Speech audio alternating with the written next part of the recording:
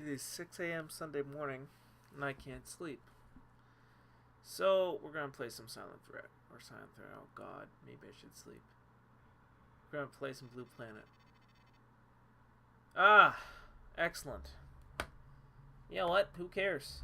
It's just a dreamscape mission. Just a bunch of reading. Let's roll. Approach ships to speak.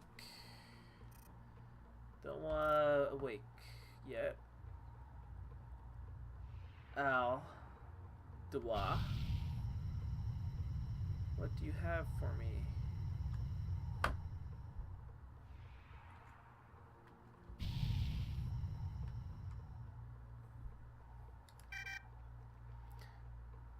Treachery in the Council of Elders. I wish it didn't make so much sense. Yeah. The Fidian had been aware for some time that the Elders are fracturing. The war is utterly unanticipated and threatens humanity's future. This comes up again and again, and I still don't see why. The war is bad, but not extinction bad. The pilot that led the attack on the Lucifer came to Earth with a wealth of information about unachieving behavior. GTA bore his visions out. The Elders inherited this data. So what? The Achievements are drawn to conflict? That's a theory I've heard, but not one I buy. The ancients subjugated entire species before the Achievements wiped them out. The Achievements are an enigma. It's their counterparts that are a concern to us. Their physiology is more centralized and more transparent. We can assign stimulus and response networks to them. Counterparts? Not sure I follow. Look, if mankind's under threat from external invasion, I'm the last one who advocates surrender, but doesn't living come before winning this war? The Council of Elders believe, and I agree, that we have underestimated the intelligence capabilities of the external threats we face. They can understand our societies, they act to engineer them towards an unknown purpose. The Council believes that we are being watched and measured for potential. If the Federation falls to the Alliance, the Council is convinced that the result will be human extinction, whether now or in 1,000 years. The Council has always had plans to handle or even commemorate the threat of Shivan invasion. They are now in jeopardy. The Shivans and whatever structure they may be embedded in are hideously alien and complex. Cassandra is developing a plan to get firm intelligence on external threats, and you will play a key role. Why did the Shivans destroy Capella? What happened to Admiral Aiken Bosch? Why did Shivan behavior change between the first and second incursions? We need answers to these questions.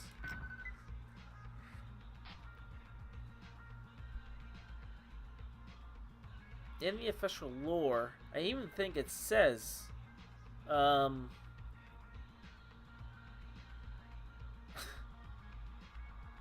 like a manual or something.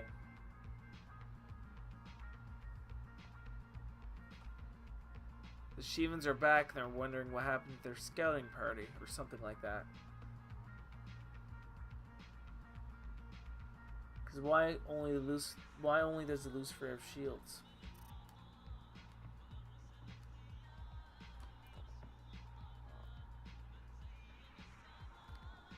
Like, why doesn't the Atlantis have shields?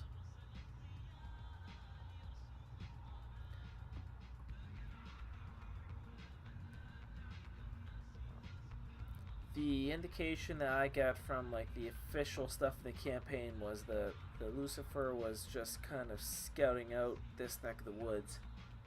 And the fleet of Atlantis were colony ships. Seems to be the accepted theory. I'm not sure if this campaign's going with that. It might not be. The vibe I'm getting is this Ken guy and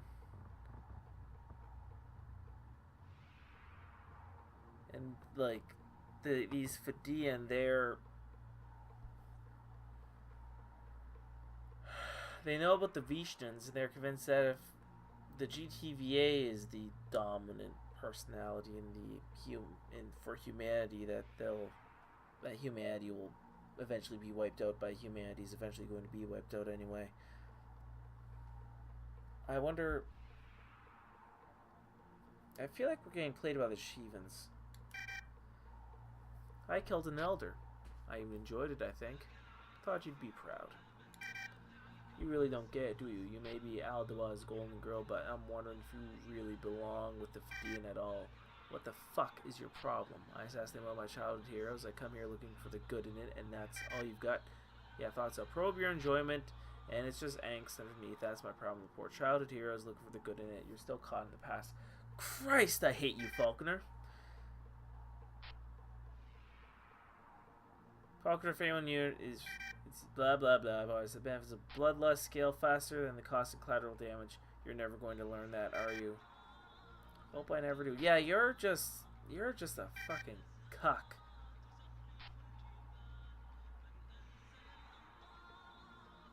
Like, I'm sure I don't want a hug. I don't even want approval. Just a little bit of respect. You fucking Christ, I hope I get a chance to kill you.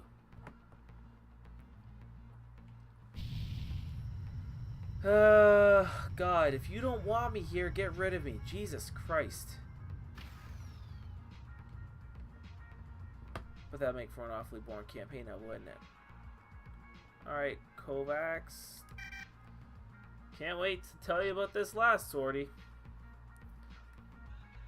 Yeah, I heard you ran the heat of the beast. Where'd you get the ice water transfusion to pull that off? At least they didn't ask me to try to fly into the RTS fighter bay, right? Ha! I see what you did there! Fuck, that takes me back. That memory in the dreamscape somewhere, if you ever want to go over it. So I splashed an elder, and I'm here giggling about it. I must be getting some bleed from Falconer. You're doing what you have to do to survive. It's what we are. We take the steps before us. Yeah. Holy shit. Holy shit.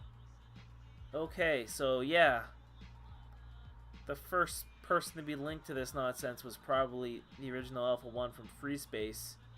And the flying to the fighter bay of that is definitely a reference to why don't you fly into the Lucifer's fighter bay? Because that's a brilliant idea, Command. Traders have their reasons, but I think it was the wrong call. I agree. 2 successful ops. You're going to see a lot more respect in Praxis. I wonder what secret she had. The elders haven't shared. Okay, yeah. Oh. Okay, you're still here.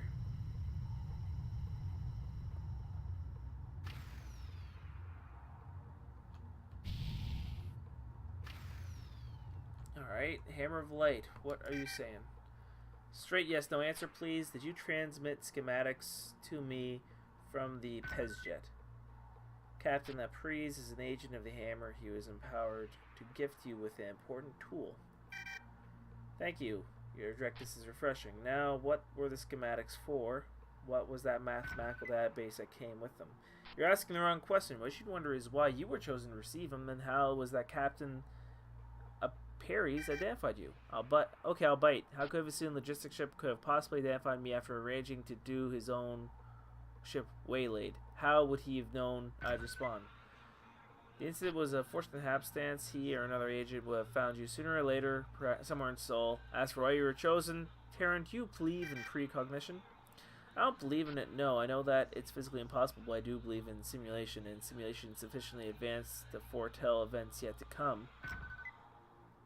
I admire the precision of your language. You think as a Vasoon would. But if I were to tell you that many Vasoons have glimpsed the future, not by any special organ or aptitude, because they were touched by an alien force, there are minds of the galaxy whose some capacity for thought exceeds all Terrans and Vasoons that have ever lived. If they were to give us their simulations, would they not be like unto prophecy?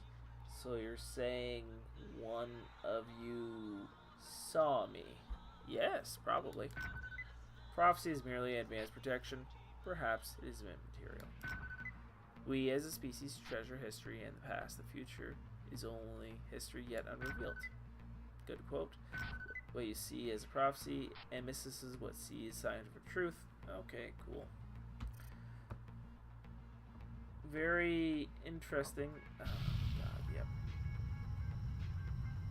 Very interesting quotes there, because they're right.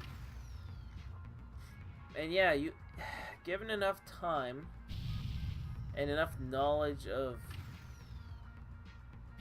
people are predictable enough. With enough time and enough knowledge, you could predict the future, I suppose. But having such knowledge would mean you wouldn't be interested in predicting the future, probably. Oh, whoops.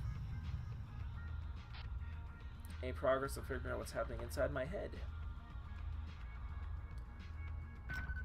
We're still factoring your neural data against GTI records. Alright, Thorn, how's the war?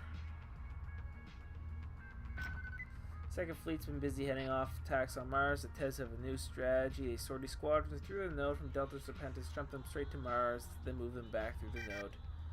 Full intersystem jump before combat. They can't much fuel up for actual time over target. They must be topping off after the jump. Is there any way for us to get pressure directly on the node? Yeah, of course there is. Admiral Calder is interested in doing just that. He's been reaching out to us for a joint op. Refuses to go through the council, so mostly his people just yell at anyone who seems vaguely Fidean. Calder, still soldering on after that. He's down to, what, a destroyer and 3 frigates? More or less, a few cruisers, but he's not giving up, and Admiral Tenebra is still supporting him where he can. He keeps Steel on his toes, and his pilots are veteran going on elite, if also utterly exhausted.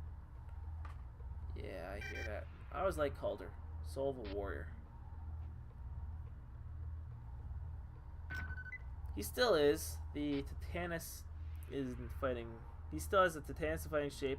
And he still has strike bomber wings. Between the destroyer and the Durgas, he could do significant damage if we can get him into the right place. The problem is forcing the Tevs into an error. Lopez, she's still carrying that, makes her predictable. Same trick twice. Do you really think she'll take the bait? Forget the bait. All we have to do is force her to choose between her ship and the lives of her comrades. Perhaps. Lopez is a superb field commander, but too concerned to her crews. There are signs that our framing of the Jeffs during Bellwether attack has paid off, and we need to reverse the strategic momentum. And Ghidorah. War is loved by other means, I guess.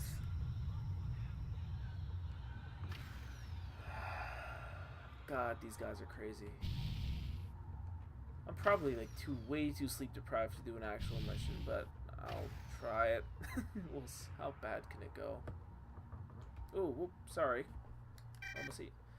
Are you gonna try to tell me that what you did with Henriksen was easy? No, but it wasn't hard either. She was a target. I had a mission, fear and doubt. Those you leave at home. And now you're back home. They're waiting to greet you. Laporte, let's be realistic. Your hormone assays are full of cortisol spikes. You can't keep this intensity up. I bow to neurochemistry. Now what do you want me to do about it? Cassandra's already chewing out plans for my next sortie.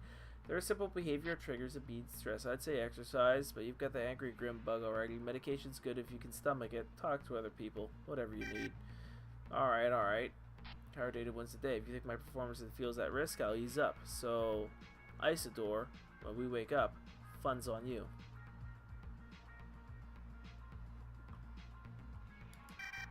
I know you don't want to get close. Given your history, I don't blame you. A for D and Wing needs to be self-regulating, so we each target different aspects of mission performance. Falcon and Kovacs always went through the same kind of adjustment, you know. Okay, the other thing that's interesting, I think all my pilots, or all the pilots, they're all female avatars. Now, I don't know if they're actually male or female, because this is, again, a projection of my mind. Because I'm such a pilot, I see things as pilots, and I might not necessarily know who or what these people look like, so I might just be projecting myself on them? Question mark? I got no idea what's going on. Honestly, no idea what's going on. Oh, God, this is so friggin'... God damn it. I hope you guys actually finish this campaign someday. I really do. If you're...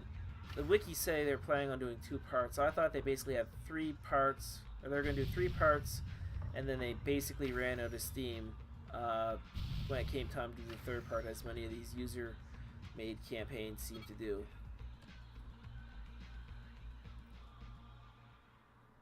Well, better end it.